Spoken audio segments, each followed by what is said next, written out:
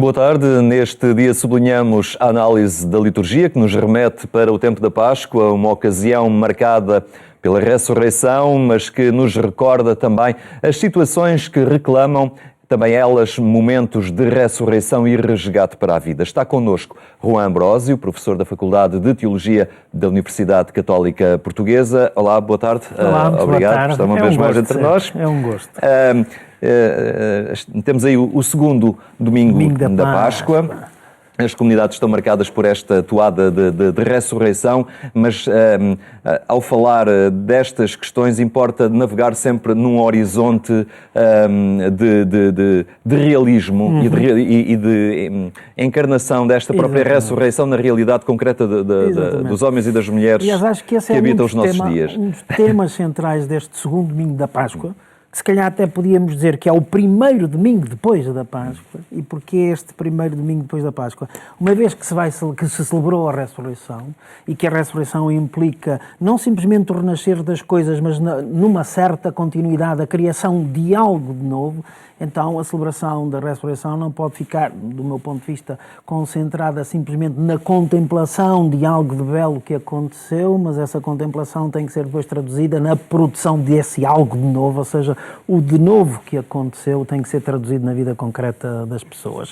E vamos ver como os textos da liturgia deste domingo nos apontam claramente para essa dimensão de que a ressurreição, para verdadeiramente o ser, tem que ter traduções na vida das pessoas. Existem hoje situações a reclamarem elas próprias a sua própria ressurreição e resgate? Não tenho a menor dúvida.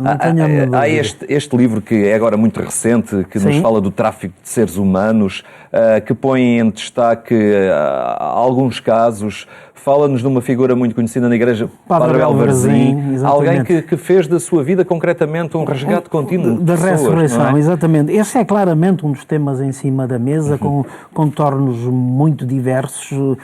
Já poderemos talvez dizer dentro em breve qualquer coisinha acerca disso, mas é claramente uma das dimensões a precisar dessa dinâmica da ressurreição. Aliás, é muito interessante, se nós pensarmos em termos de o que é que Jesus veio fazer. Qual é a missão de Jesus? Ele próprio disse, ou o Evangelho de João, que é um dos evangelhos o Evangelho que nos tem, enfim, ajudado a refletir estes tempos também, no Evangelho de João é claramente posto na boca de Jesus, porque ele é isso que veio fazer, aquilo que ele assumiu como missão. É a famosa passagem de João 10:10, onde ele diz: eu vim para que todos tenham vida e a tenham em abundância. Ora, se esta é a missão de Jesus, é esta missão que se concretiza e que explode na ressurreição. A ressurreição é a celebração dessa vida que é nova, que quer ser renovada. E, portanto, quer dizer que a celebração da ressurreição tem que ter como contornos concretos a celebração da vida. E a celebração da vida neste sentido, ou seja, aquilo que foi a missão de Jesus tem que ser a missão das comunidades. Se Jesus veio para que todos tenham vida, e reparem isto, todos, não está a falar só nos que são crentes, só nos que são cristãos, está a falar em todos. E não é só para que tenham vida, é para que a tenham em abundância, ou seja, fazer tudo o possível para que a vida aconteça e aconteça de uma maneira abundante.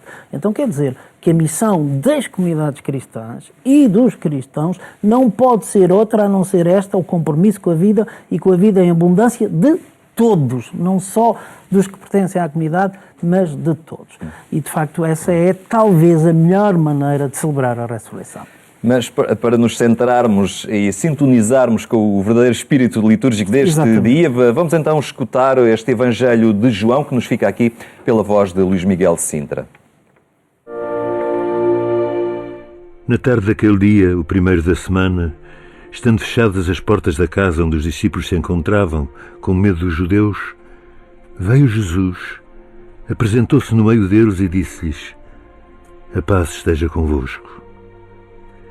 Dito isto, mostrou-lhes as mãos e o lado. Os discípulos ficaram cheios de alegria ao verem o Senhor. Jesus disse-lhes de novo: a paz esteja convosco. Assim como o Pai me enviou, também eu vos envio a vós. Dito isto, soprou sobre eles e disse-lhes: recebei o Espírito Santo. Àqueles a quem perdoardes os pecados, ser-lhes-ão perdoados. E àqueles a quem os retiverdes, ser-lhes-ão retidos. Tomé, um dos 12, chamado Dídimo, não estava com eles quando veio Jesus.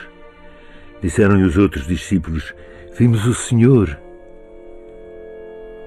Mas ele respondeu: se não vir nas suas mãos o sinal dos cravos, se não meter o dedo no lugar dos cravos e a mão no seu lado, não acreditarei. 8 dias depois estavam os discípulos outra vez em casa e Tomé com eles. Veio Jesus, estando as portas fechadas, apresentou-se no meio deles e disse: a paz esteja convosco. Depois disse a Tomé: põe aqui o teu dedo e vê as minhas mãos. Aproxima a tua mão e mete-a no meu lado. E não sejas incrédulo, mas crente.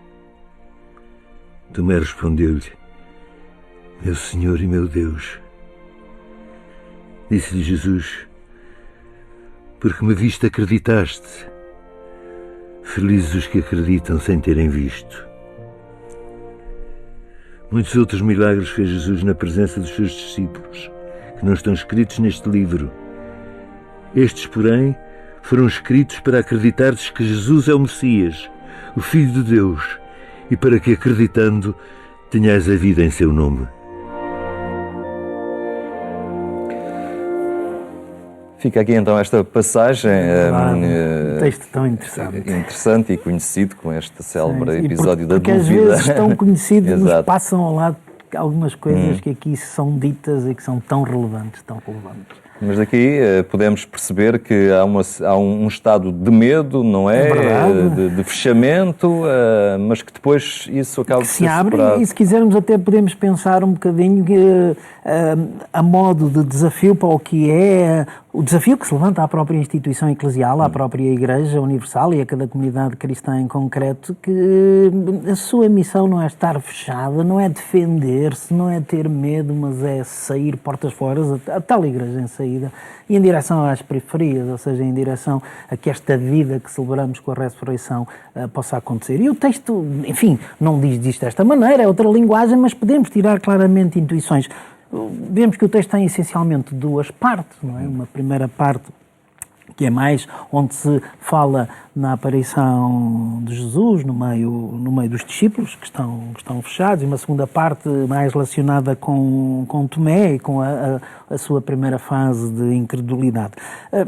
Muito rapidamente, esta primeira parte é muito interessante. Jesus aparece no meio daquela comunidade. E, portanto, a comunidade, claramente aqui um sinal de que a comunidade tem razão de ser quando é à volta dele, quando é ele que congrega, ele é que é o Senhor que congrega, ele é que chama, o centro dessa comunidade é dele. O centro da comunidade é ele, não é ela. Às vezes esquecemos-nos disso. Quando ele está ausente, há o medo e a insegurança, não é? O medo, a insegurança, e colocamos-nos nós no centro, em vez de perceber que o centro é ele e que a comunidade, a sua identidade reside em ser a comunidade do ressuscitado. E depois este Senhor que aparece no centro e que congrega, diz: a paz esteja convosco, e envia todos aqueles. Portanto, dois sinais também constitutivos da comunidade. A comunidade é chamada a ser uma experiência de paz, de vivência de paz, de harmonia entre os seus membros e entre aqueles, comunidade humana onde ela se insere. Essa é uma das suas principais missões, ser construtora da paz, e ser construtora da paz não para dentro, mas para fora. E por isso este Senhor que aparece no meio deles e que diz: a paz esteja convosco, imediatamente diz: eu vos envio. E envio-vos a serem construtor desta paz e de outras coisas. E o texto diz de uma maneira muito interessante, vou juntar dois elementos. O texto diz: no primeiro dia da semana, cá está o tempo novo, não é? Há aqui um primeiro dia, depois da ressurreição, as coisas são novas, são renovadas no primeiro dia da semana. E depois o texto faz referência a um gesto de: o Senhor sopra sobre eles. Este soprar utiliza o mesmo verbo que é utilizado no livro do Gênesis, quando se fala no sopro da criação. Deus soprou, não é? Sobre aquele, e o ser humano tornou-se um ser vivente. Ora, é o mesmo verbo que é utilizado para dizer teologicamente isto. Estamos de novo no âmbito da criação. Não é um criar do zero, não é um passar uma borracha em tudo o que está para trás. É assumir tudo o que está para trás e, à luz da ressurreição, recriar, dar um sentido novo, dar mais plenitude. E é por isso que nós somos enviados para fora, para que este recriar, ou seja, as comunidades cristãs têm como missão o recriar a vida, ou fazer com que esta vida seja uma vida nova e que exploda, insisto, para todos, não só para alguns. Tomé não assistiu a esta primeira parte e, portanto, diz, não, eu não acredito, só quando lá puser os dedos nas feridas é que eu vou acreditar. E num segundo momento, Jesus de novo aparece no meio deles, não lhe reganha no sentido de ralhar muito com ele por causa disso. É muito interessante, porque estas feridas mostram claramente que entre o ressuscitado e o crucificado não estamos a falar de duas pessoas diferentes e, portanto, o que ressuscitou foi o que foi crucificado, aquele homem concreto, mas diz-lhe depois Jesus a Tomé, felizes aqueles que acreditam sem ver. Porquê que Tomé não acreditou? Há aqui claramente também uma reflexão teológica, quer dizer, Tomé não acreditou enquanto esteve sozinho. Quando faz a experiência do ressuscitado no meio da comunidade, aí acredita, aí encontram, porque a experiência de encontro com o ressuscitado é uma experiência pessoal, uma experiência que cada um é chamado a ter, mas não sozinho, é chamado a ter em comunidade. Ou seja, a presença do ressuscitado hoje, desde que foi o crucificado, tem que ser através da experiência das comunidades cristãs, daqueles que acreditam nele, enquanto comunidades, não enquanto membros individuais, cada um para o seu lado, embora cada um possa apostar na sua vida, no seu trabalho, mas são membros de uma comunidade. E é a experiência da comunidade que faz parte também constante. Ou seja, uma vez mais, as comunidades desafiadas a ser esta presença do ressuscitado que veio para que todos tenham vida e a tenham em abundância. Comunidades também inclusivas, exatamente, que se abram. Sem dúvida. Plurais, esta igreja poliédrica de que fala o Papa Francisco, com a capacidade de banda larga, se quisermos utilizar estas linguagens digitais, com a capacidade de incluir, claro que tem que ter elementos congregadores, elementos balizadores do que é a comunidade, mas depois da banda larga, onde as pessoas com as diversas sensibilidades, a experiência do ressuscitado é uma experiência tão plena que não se pode reduzir a uma única sensibilidade, a uma única maneira de a dizer e, portanto, é a própria comunidade onde se congregam, onde estão em conjunto diversas sensibilidades, diversas pessoas, diversas maneiras de viver que mais facilmente podem ser testemunho desta riqueza que é o ressuscitado. A comunidade é também esta garantia da possibilidade de uma igreja que seja casa de todos. A dúvida é algo muito humano, não é? Acaba Faz por parte. ser. Aliás, se quisermos mesmo pensar, a dúvida é constitutiva da própria fé. Porque uma fé que não se interroga, não no sentido de dizer, de querer provar tudo porque apalpa, mas que não se interroga, será que isto tem razão de ser? Será que isto é verdadeiramente assim? Ou que consequências é que isto tem? A dúvida faz-nos crescer neste sentido de poder aprofundar as razões de ser do nosso acreditar. Se alguém algum dia pudesse dizer nunca duvidei, talvez é porque nunca pensou naquilo que acredita. Porque se pensar naquilo que acredita, terá obrigatoriamente que duvidar. Não para ficar perdido, mas para fundamentar a sua razão de ser. É assim também com as nossas relações, com a maneira como nós vivemos, a maneira como vamos construindo as coisas, não é?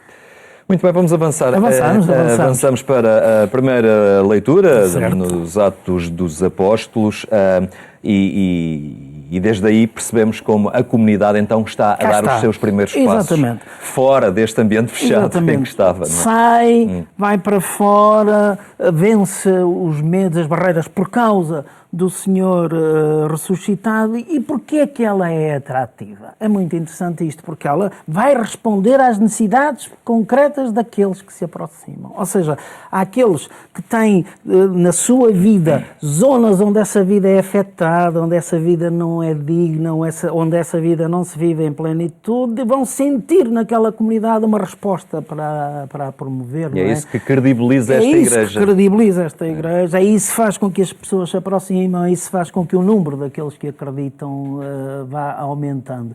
O texto é interessante, que diz que a sombra de Pedro, alguns aproximavam-se de Pedro, porque ao menos a sua sombra os tocasse e pudessem acontecer os milagres.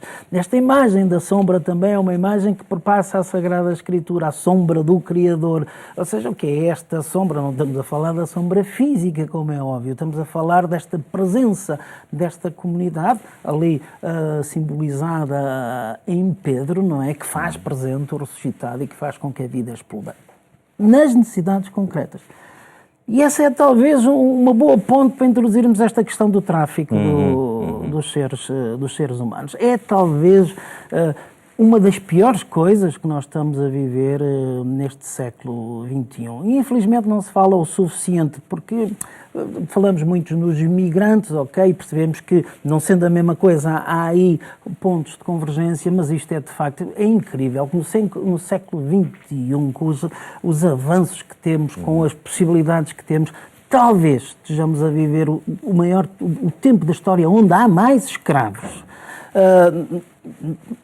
Numericamente, não sei se esta afirmação tem um sustentáculo científico, mas mais escravos no sentido que temos hoje possibilidades e temos hoje conhecimentos que nos deviam levar a erradicar completamente a escravatura e, portanto, se ela existe, e existe nos números que são números verdadeiramente esmagadores, então quer dizer, de facto, que hoje vivemos uma situação pior do que quando a escravatura seria considerada uma coisa normal. O Papa referia-se ao tráfico humano como um crime contra a humanidade. Um crime contra a humanidade. O Papa, desde a sua tomada, a sua eleição em 2013, constantemente fala nisso. Um dos textos que vem neste livro faz referência a essas intervenções de Francisco. E ainda este mês, no dia 11/4, ele tem uma intervenção na Conferência Internacional sobre o Tráfico de Seres Humanos, que foi promovida pelo Dicastério para o Serviço do Desenvolvimento Humano Integral, dizendo claramente que o tráfico de seres humanos desfigura a humanidade. E desfigura a humanidade,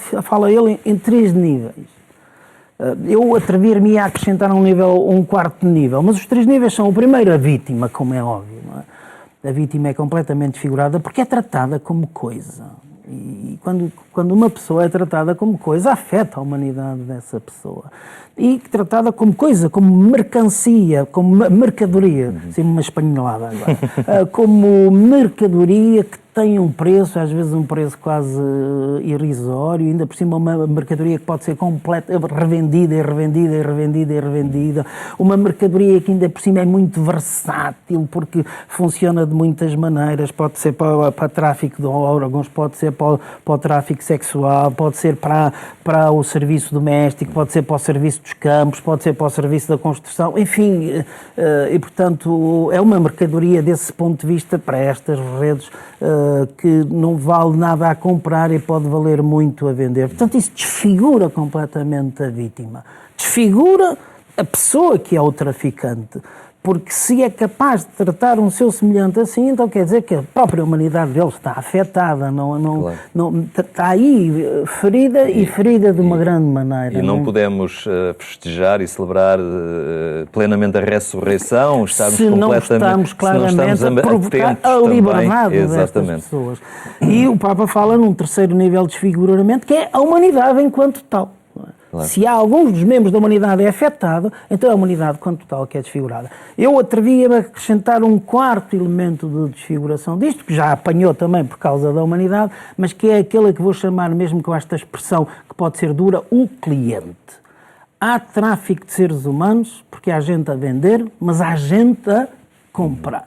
E esses têm que ser também claramente perseguidos, denunciados e enfim, punidos por... Poderá, em algumas situações, as pessoas não terem consciências de que estão a participar neste tráfico, mas cada vez são menos essas situações e cabe-nos a nós informar, denunciar e formar para que isso não aconteça e denunciar claramente aqueles que são os clientes, ou seja, que possibilitam que este tráfico exista e seja lucrativo. Só para situar quem nos escuta e vê, não é?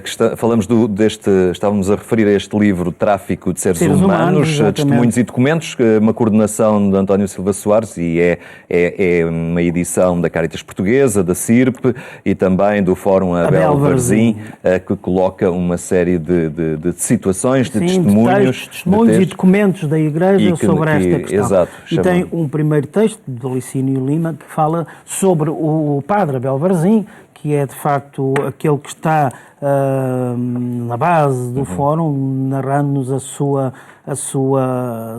que é um percurso verdadeiramente apaixonante de se ler, não é?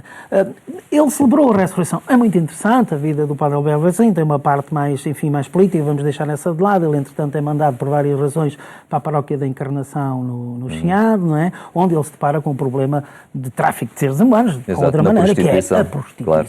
Não é? É muito interessante. Mas aí, lá está, uma igreja que se abre, que vai ao encontro.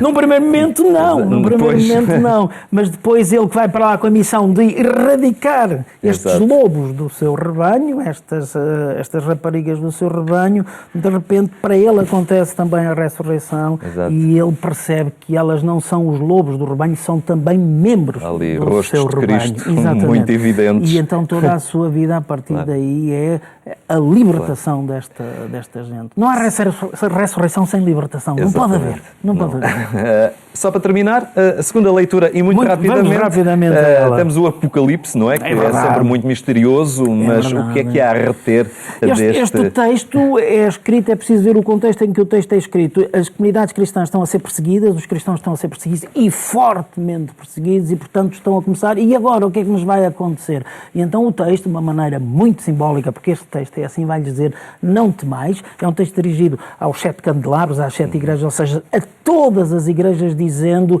este, que é o princípio e o fim, este Senhor ressuscitou, está vivo, está aqui a gerar vida nova. Não tenhamos medo, apostemos nesta vida nova, sejamos ressuscitadores para os outros. E perseguição há também, ainda hoje em dia, à igreja, e muito, tão forte e feroz como nestes tempos, digamos. E com outros requintes. Exatamente, outros requintes, mas lá está, portanto, a confiança e o acreditar em Deus não caiamos na tentação de nos fecharmos com medo, porque a missão é sairmos para fora para que todos tenham vida e a tenham em abundância. Muito bem, Juan, muito obrigado por este contributo. A terminar, recordo que mais logo na Antena 1 ainda pode acompanhar a edição rádio do programa Eclésia quando forem 22h45. Tenha então uma muito boa tarde e um ótimo fim de semana.